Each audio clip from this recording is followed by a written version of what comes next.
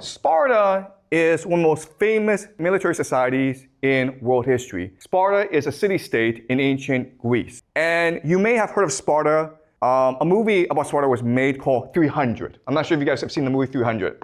But 300 is really about 300 Spartan soldiers who are fighting millions, not millions, but hundreds of thousands of Persian soldiers. Persia is invading. They fight at a place called Thermopylae, the Battle of Thermopylae.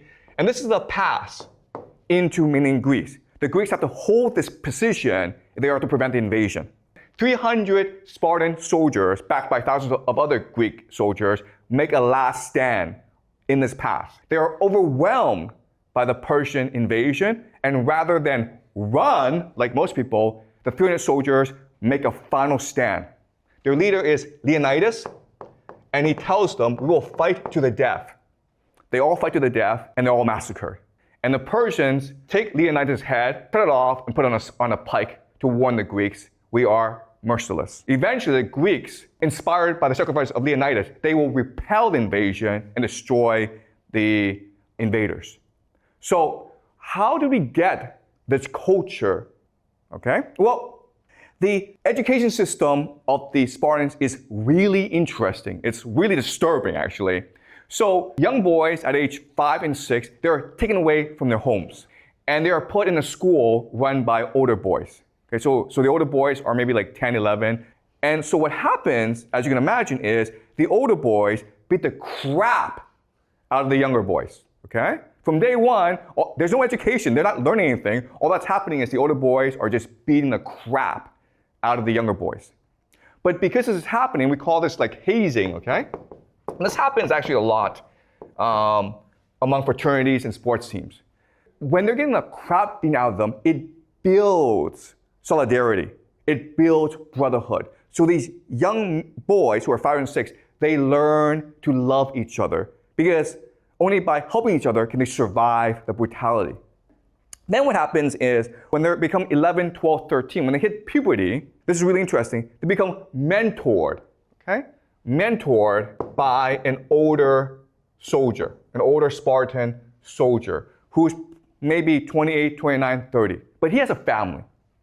They become lovers. They have sex with each other. And this builds group solidarity. Okay, so during hazing phase, these young boys learn to trust each other. They learn how to bond with each other. During the mentorship phase, these young boys learn to think like in a hive mind, okay? They learn to be part of a larger group. Then when they turn 18, they graduate, okay? And in order to graduate, what they do is this. They have a mission. So the Spartans have slaves called Helots, okay? These are just people that they've conquered and who are now work as slaves in the fields for them, okay? They're like serfs. So there are lots of rules governing the Helots. An important rule is curfew. So if it's dark at night, you cannot be outside the house. If you are outside the house at night, you could be executed, okay? So as a graduation mission, these young soldiers hide in the fields at night, okay? They hide in the fields and they wait for the sun to go down. So it's now dark. And they look for Helots to come back because they're late. And what they'll do is they'll sneak up behind the Helots and cut their throats. Okay? This is basically sacrifice. Okay? Human sacrifice. So the Spartans did this as well. It's a very common thing.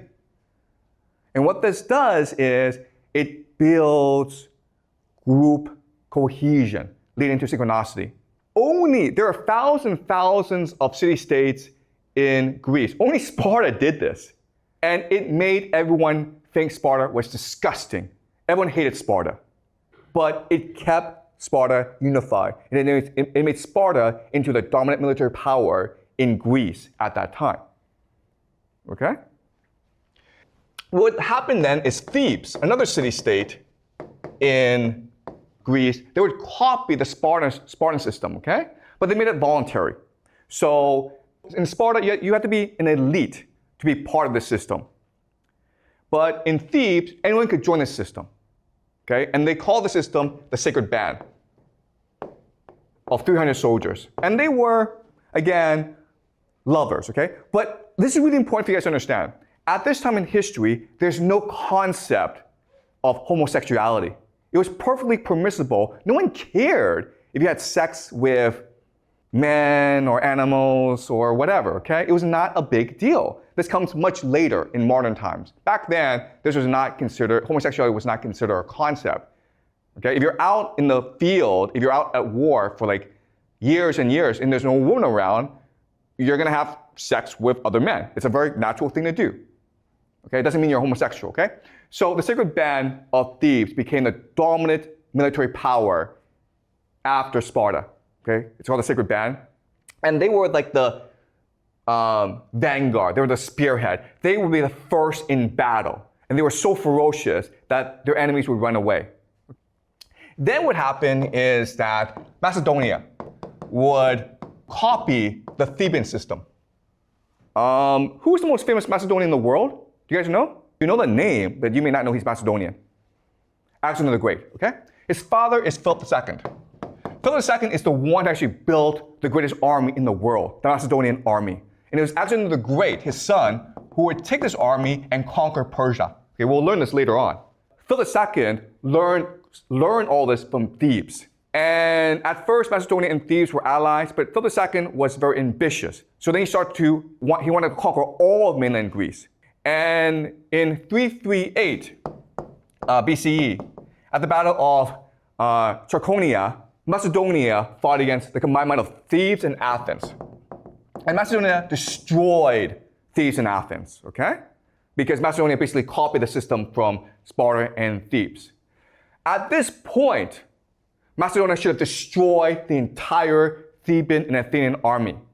But when all was lost, the sacred band, they stood in the middle of the field and they blocked the advance of the Macedonian charge so that everyone could escape back into the cities. They did not fear death. They welcomed death. Okay? For them, what mattered was honor and sacrifice. And that's how you create the greatest army in the world.